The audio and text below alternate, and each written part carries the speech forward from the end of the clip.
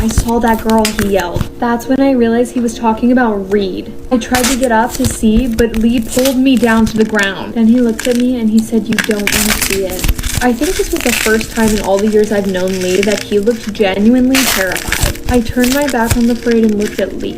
I had enough. I asked him, "What did you see?" He looked at me and said, "Those things. They're eating her." But she doesn't even care.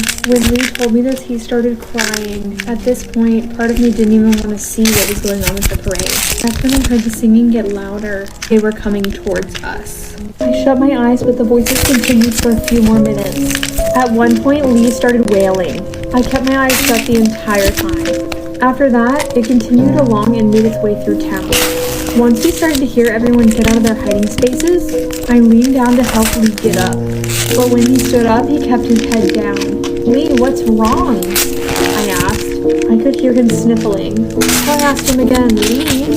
He finally responded as he lifted his head. It took my eyes.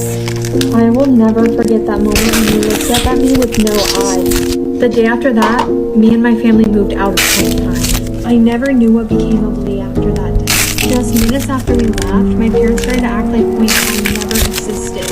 And as far as I know, Lee was the only person to ever see me.